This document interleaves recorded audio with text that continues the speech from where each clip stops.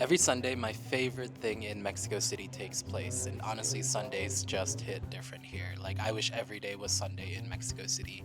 The main avenues get shut down so people can cycle, run, skateboard down them without fear of traffic. Markets pop up in every corner of the city, from art galleries and gardens to antique stores and plazas.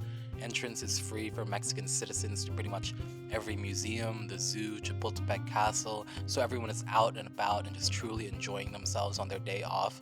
Mexico City just feels a lot livelier, a lot happier, and more upbeat on Sundays. There are many great places to spend a Sunday in Mexico City, but my all time favorite is La Lagunilla. The Sunday market here is by far the best I've been to in Mexico City, and for a number of reasons. Beyond just the sheer amount of antiques, vintage clothing, used books, old furniture, and random artifacts that you might find, the energy here is just palpable. After everyone has gone to church in the morning, it is time to sin again, and you will find nearly everyone here with a liter of Michelada in their hand, music blaring from the stalls. It just feels like one big crazy party. You'll find live music, sometimes even DJs, and people dancing in whatever sparse space they can find in this cramped labyrinth of treasures.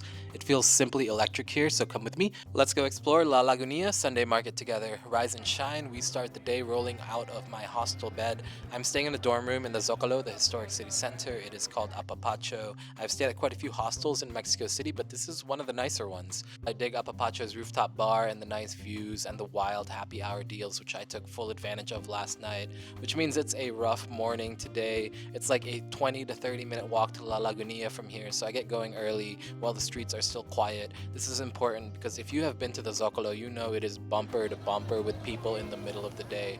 I veer off the main roads and the streets become much quieter. The building is a bit less maintained and some of them falling apart entirely. La Lagunilla and Tepito are, or at least were, considered among the more dangerous of Mexico City's barrios. Some parts of Tepito are still no-go zones for most locals and foreigners alike, but for the most part, La Lagunilla's Sunday antiques and vintage market is very safe. It is close to a major boulevard, a few blocks from Mariachi Square, and not far from major tourist attractions like the Palacio de Bellas Artes and the Munal National Art Museum. There is a metro station that takes you right to La Lagunilla too, so it's quite easy to get to.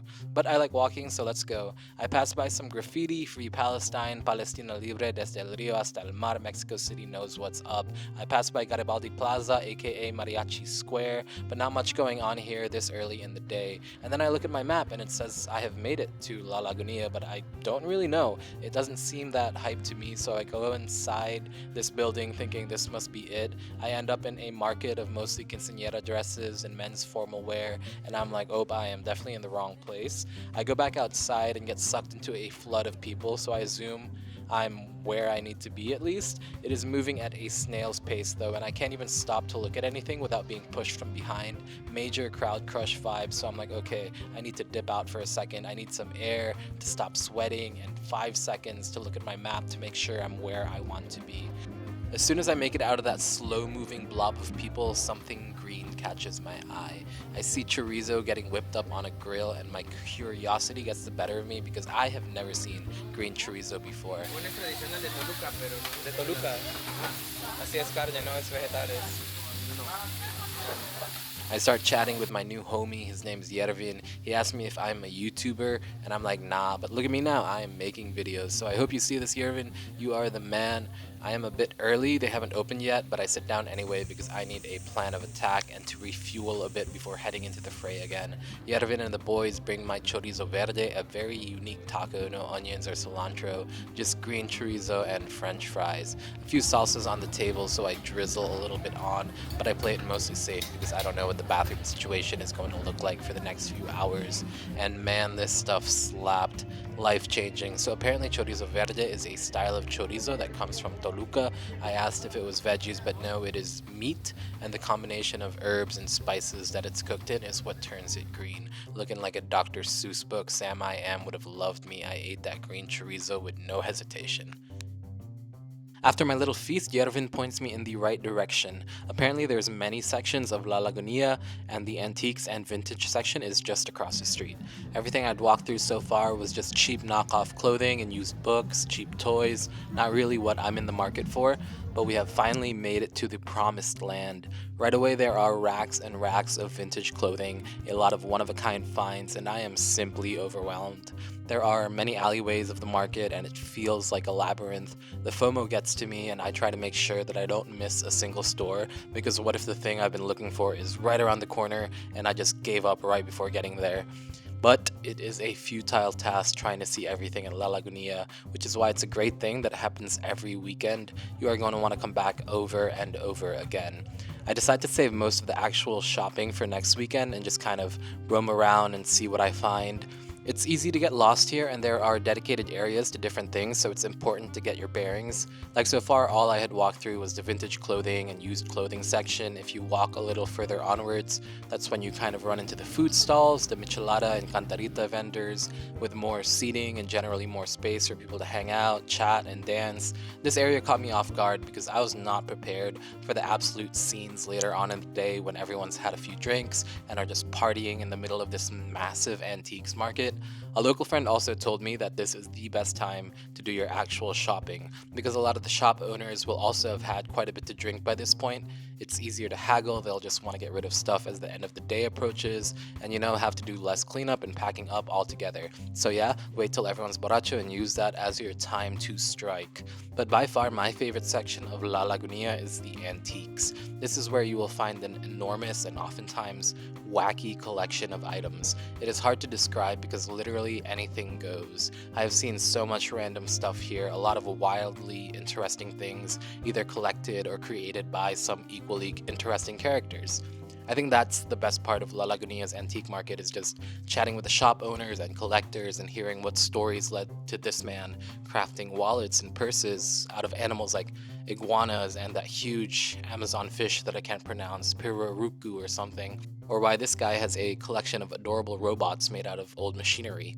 Where did this guy get an assortment of war memorabilia, or this guy and his army of Pinocchio puppets? And would they be able to defeat this guy's army of Buzz Lightyears? Find out next time on Dragon Ball Z. It is truly a crapshoot. You just never know what you are going to get at this open air flea market. Even if you have absolutely no desire to do any shopping or spend any money, just wandering through La Lagunilla and seeing what's on display makes it worth the visit. The actual La Lagunilla market building and the surrounding streets are pretty happening every day, but it is truly on Sunday that it comes to life, and if possible, that is when you should plan to visit this place. Here is the name and the location of the La Lagunilla Tianguis, or flea market. No matter the weather, an influx of vendors and shoppers come and take over the streets with their wares, and it typically starts to get busy around, I'd say, 10 to 11 a.m. A lot of shops will be open before then, so if you want to be an early bird, be among the first to snatch some fantastic thrift finds or unique souvenirs, you can definitely come before then. I really don't know when the markets start to die down. Like, I've stayed here pretty late into the afternoon before even seeping into the evening, and it just never seemed to slow down. I mean, people started losing interest in the actual shopping and market itself, including the shop owners and the street vendors, but it became a full-on party. Everyone was dancing and drinking, so you could have a blast here the entire day if you wanted. Like, honestly, it's probably one of the best parties you could go to in Mexico City.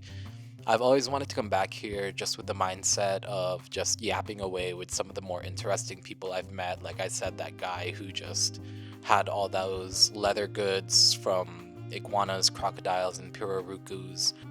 A couple of micheladas here while I walk around and dance to the wide range of music that's just blasting from market stalls. Like, it's, one stall can have techno, and then two stalls over, they're just blaring banda, and it's just sensory overload. It honestly sounds to me like the perfect way to spend a Sunday. Unfortunately, I think I need better friends in the city because apparently every time I bring it up, I'm like, oh, let's go throwback micheladas while browsing antiques and thrifting clothes. It just apparently does not sound like a fun time for them. So if you want to go one day, hit me up. This market is the stuff of legends. It has been an iconic part of Mexico City's history. It is, like I said, such a unique experience to visit and really immerse yourself into the whirlwind bazaar culture of Mexico. It's a sensory overload in the best way possible. A visual feast with trinkets big and small, sparkling and scattered throughout the flea market's many corners and alleyways. Like, There's just no shortage of cool things to find and look at and play around with. If you are looking for a quintessential Mexico City adventure, then wandering through the vibrant maze of La Lagunilla on a Sunday is the thing to do. Thanks for watching. Make sure to toss a like, subscribe, and stay tuned for much more from Mexico and beyond. I also have plenty of stuff for my adventures across 80 countries and counting on my travel blog, my Instagram page, and my TikTok, so check me out on those platforms as well.